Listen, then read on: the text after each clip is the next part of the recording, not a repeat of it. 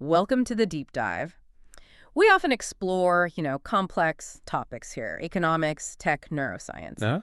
But today, we are diving into something that sits, well, literally at the center of your consciousness. Right. And maybe surprisingly, also at the center of your potential future success. Yeah, we're digging into the pineal gland, often called the third eye. Hmm. And this pretty extraordinary claim that optimizing this tiny little organ hidden away in there can actually unlock massive clarity, business ideas, maybe even real tangible wealth. The sources you sent over are, well, they're fascinating because they seem to bridge two completely different worlds. They really do. You've got ancient esoteric wisdom, Vedic texts, Egyptian lore, that kind of thing. Yeah. And then suddenly, bang, it slams right up against modern neuroscientific claims. And what's really interesting, I think, is that the mission here isn't some vague spiritual quest. It's actually intensely practical. Our deep dive today, it's really focused on exploring the idea that a healthy, active pineal gland could be, well, effectively a measurable financial asset. Okay, let's unpack this then. So here's the hook for you, the listener. What if that tiny pinecone-shaped thing deep inside your skull held the master key? Not just to inner peace, maybe, but to real clarity on your investments or that career pivot you're considering, or even just your bank account. Yeah. So our mission today is to try and move from, let's say, mysticism to measurable instruments. Right, from metaphor to mechanism. Exactly. Is activating the pineal gland a viable strategy for, well, success? Let's find out. Okay, so let's maybe start way back with the ancient world, maybe 5 millennia ago. Good place to start. And what's really striking, I find, is how consistent this belief seems to be across radically different cultures. Yeah, it pops up everywhere. And they didn't seem to separate this inner spiritual sight from, actual outer tangible prosperity. That's separation. That feels very modern, doesn't it? It really does. For the ancients, inner sight was often seen strictly as a tool for worldly attainment. Like in Egypt, the Eye of Horus. Exactly, the Eye of Horus or Wadjet. And look at the inscriptions. They weren't just about abstract faith or something. No. No, they promised things like, when the king opens the eye, Then what? the granaries overflow. Hmm. The outcome of having clear inner vision was understood as the flow of material resources, grain, wealth. That historical link is, well, it's compelling, but it does feel a bit metaphorical, doesn't it? A king's granaries overflowing. Sure. How do the sources bridge that gap? How do we get from an inscription like that to something we can maybe measure today, like clarity in a business decision? Well, the sources suggest it wasn't just metaphor. They point to specific practices, for example, temple rituals involving priests and initiates in pitch-dark chambers. Ah, okay. Sensory deprivation, essentially. Right. Deprived of light for hours, maybe deep beneath pyramid shafts, their melatonin levels would spike dramatically. And the claimed outcome of that melatonin spike, what was the financial link? The initiates reported these sudden, crystalline insights, not just vague dreams, but clear directives. Directives on what? On things like pricing precious metals or figuring out the optimal trade routes. The sources suggest they were kind of biohacking the brain's risk assessment profile, maybe 5,000 years ago. Wow, okay. Yeah, there are records on stone tablets, apparently, of remarkably accurate market forecasts delivered the morning after these sessions. So they drew a direct line. Inner darkness leads to outer gold. That seems to be the idea. A causal chain. And you see that same kind of application using inner sight for material gain in India too, right? With the Ajna chakra. Precisely. Ajna means command or perceive. And there's that famous story from the Mahabharata about the Pandava prince Arjuna. Right. After deep meditation focusing on the flame between the brows, he apparently envisioned this specific pattern. A pattern. Yeah, a pattern that mirrored subterranean copper veins. And acting on that, intuitive map led to vast, tangible wealth for his kingdom. So the third eye was seen as an economic compass. In a very real sense, yeah. It's kind of humbling to think this wasn't just for kings or, spiritual masters. You mentioned even in medieval Europe. Absolutely. It wasn't just royalty. It applied to commerce. Yeah, the Cistercian monks, they were influenced by this concept of the single eye, the inner focus. Okay. They'd apparently dedicate time to silent contemplation, waiting until they felt a kind of spark in the brow. A spark, like an insight. Seems like it. And they used the clarity they got from that practice to structure their really vast and complex wool trade operations. So they were optimizing supply chains based on meditative insight. You could almost say they pioneered practices that, yeah, prefigure modern supply chain management. It's quite something. It really is. So across 5,000 years, you see this consistent theme. Activation leads to tangible wealth. Grain, minerals, coin. Not just enlightenment. That's the thread, yeah. Always Yeah. practical outcomes. Okay, that historical context is powerful. It really sets the stage for, well, what might be happening inside our brains today. Right. So let's make that transition now. Moving from, say, the temple to the neuroanatomy lab. Okay. What does modern science say the pineal gland actually does on a cellular level? So scientifically, we reframe the third eye as the pineal gland, and its function is basically as a neuroendocrine transducer. Okay, neuroendocrine transducer, bit of a mouthful. What does that mean in plain English? It's basically the brain's primary translator. Hmm. It takes non-physical information, things like light levels, magnetic fields, maybe even subtle electromagnetic fields, Uh-huh. and converts it into physical instructions for the body, mostly through hormonal messages. And the main hormone we associate with it is melatonin, right? The Yep. master clock. That's the most famous one, yes. Melatonin regulates our circadian rhythms, our sleep-wake cycles. But how does that connect to wealth? Better sleep is good, obviously, Mhm. but Well, the connection is actually quite direct, according to these sources. Consistent, optimized melatonin release doesn't just help you sleep, it increases your overall metabolic efficiency. really? By how much? By up to 15%, potentially. And think about what that means. A rested, synchronized brain processes complex information faster. Okay. It recalls those little opportunity cues more accurately. And it has a significantly sharper risk assessment profile. Which translates directly to. Increased earning potential. Better decisions, better timing. So we're not just talking about feeling less tired, we're talking about a potential measurable financial advantage. We are. The sources give this example of Daniel, the stock trader. He was working insane hours, like 19-hour days. Wow. And his trades got reckless, sloppy. Why? His nighttime melatonin was severely suppressed from all the screen time and stress. Makes sense. So he undertook this strict, 30-day light management protocol, avoiding blue light after sunset, getting morning sun, basically fixing his melatonin rhythm. Wow. His quote-unquote sixth sense for market fluctuations apparently returned. And with it, his profits stabilized and then started to grow again. So his success wasn't just luck or skill, it was partly neurochemical stability. That's the argument, yeah. Stabilize the melatonin, sharpen the financial mind. Okay, that covers the daily efficiency angle with melatonin. But what about those big leaps, those sudden creative breakthroughs? That brings us to DMT, doesn't it? It does. Dimethyltryptamine, DMT. It's known as an endogenous psychedelic, meaning our bodies might produce it naturally.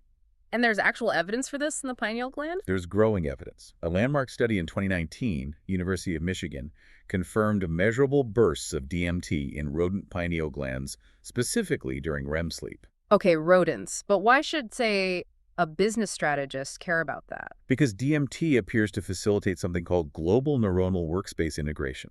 Okay, another big term. Let's translate that one too. Right. Think of it like your brain running a super complex cross-database search query, but while you're asleep or in a deeply relaxed state. It seems to allow for rapid pattern recognition across huge amounts of seemingly unrelated data. It connects the dots in unexpected ways. So that could be the biological engine behind those eureka moments. Possibly, yes. That sudden flash of insight that seems to come out of nowhere, revealing a new career path or a novel investment angle. So that feeling isn't just random. It could actually be a DMT microburst happening, linking up neurons. It's a plausible hypothesis based on the research. There was another study mentioned, Dr. Janet Russell's lab. What did they find? They put participants in flotation tanks, sensory deprivation again. Uh-huh. They found elevated DMT byproducts afterwards. And significantly, people emerged with these really detailed designs for completely novel inventions or solutions. So they were almost intentionally mining that state for actionable ideas. That seems to be the implication, yeah, tapping into that biological mechanism for inspiration. Okay, so we've got these potential amazing benefits. Optimized melatonin for efficiency, DMT microbursts for creativity.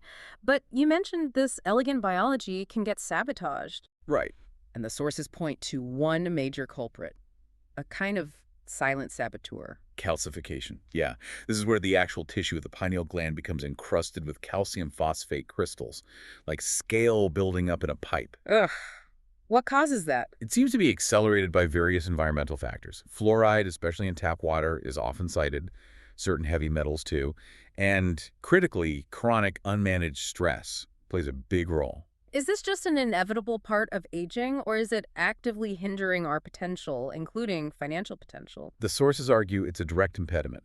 A calcified gland becomes sluggish, inert. And that correlates with? Things like brain fog, difficulty concentrating, diminished REM sleep, even chronic mood disorders, Yeah. all of which are obviously enemies of clear thinking and prosperity. Yeah, absolutely. There's an anecdote about Javier, a successful designer. His career just stalled completely, couldn't generate new ideas, felt blocked. A functional MRI apparently revealed significant pineal calcification. Yeah. He went on this detox protocol, filtering fluoride, using specific supplements, aggressive stress reduction, In a result. a rapid rebound in his creative output, and consequently his career got back on track. That connection is really stark, which brings up a crucial question. How do we know?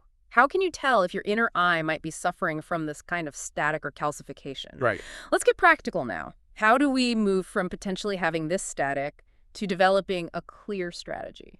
Well, the symptoms can show up in a few ways. Mm-hmm. Physically, psychologically, and even financially. Okay, let's start with the physical clues. Physically, you might look for chronic insomnia. That was the case for Evan, the software architect mentioned. His sleeplessness was like an SOS signal from his pineal gland, potentially linked to high fluoride levels. Okay, who else?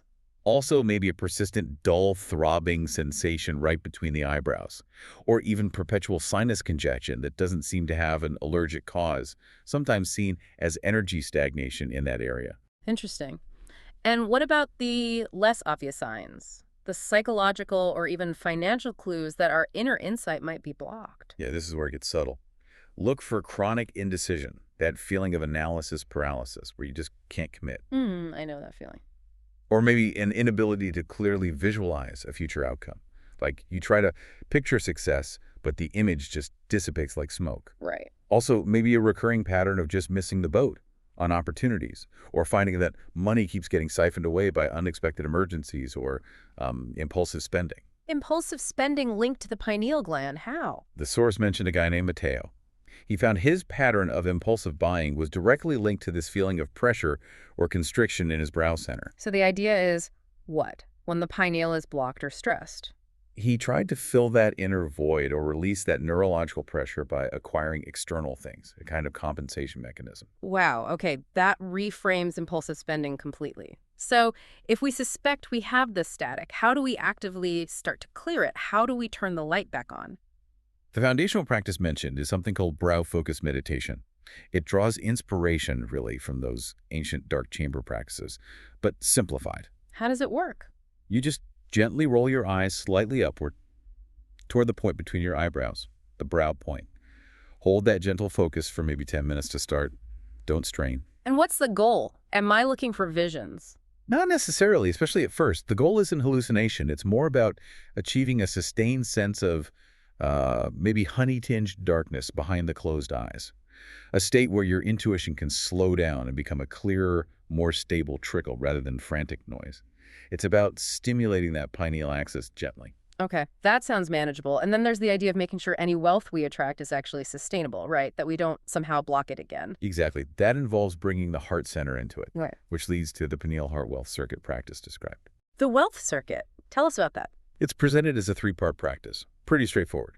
First, you place one palm on your heart, the other palm gently over your third eye area. Okay. Second, you visualize inhaling emerald green light, symbolizing compassion, growth, renewal, drawing it up from your heart to your brow. Inhale green, heart to brow. Got it.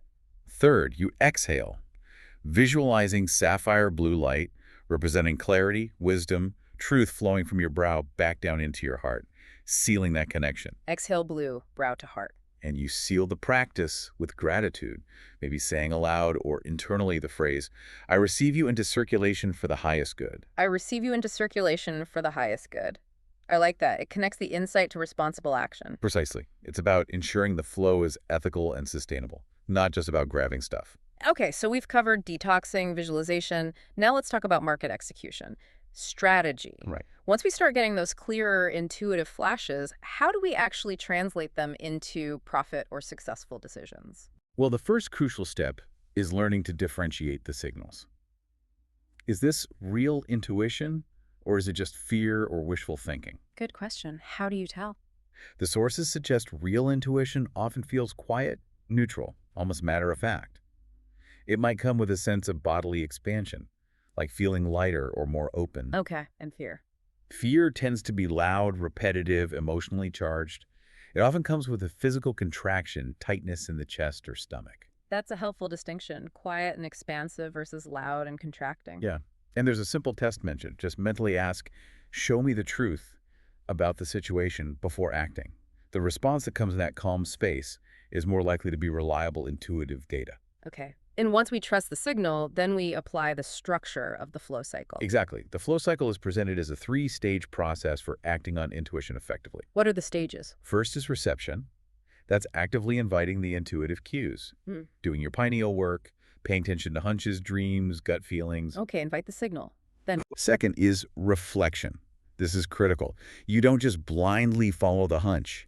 You test that intuition against objective reality, market data, logic, rational analysis, expert advice. You check if it makes sense. right. So intuition plus due diligence. Precisely. And the third stage is response. This is decisive execution based on the synergy of tested intuition and logical strategy. Can you give an example of that synergy? Yeah, the source uses Maya, the designer. She apparently got strong intuitive hits, specific geometric patterns, maybe in a dream state or meditation. That was reception. She then researched reflection. If those patterns could work for an athleisure line, tested materials, look at market trends, then she took action, response, launched the line, and it was highly profitable. And she eventually sold the brand for over $1 million. That's the story, yeah. Perfect example of intuition providing the initial map. And logic paving the actual roads to get I there. couldn't have put it better myself. So really, if we tie all this together, true wealth, true success, it flows when you have the synergy. A purified, activated pineal gland cleared of that chemical and emotional static. Working in tandem with your rational mind. Logic, strategy, analysis. The third eye stops being just some mystical metaphor and becomes a practical, high-value tool for financial discernment. That's the core idea. It's about integrating the subtle with the concrete. Absolutely. So, quick recap for everyone. The ancient world seemed to understand the practical, even financial power of this inner sight. Right.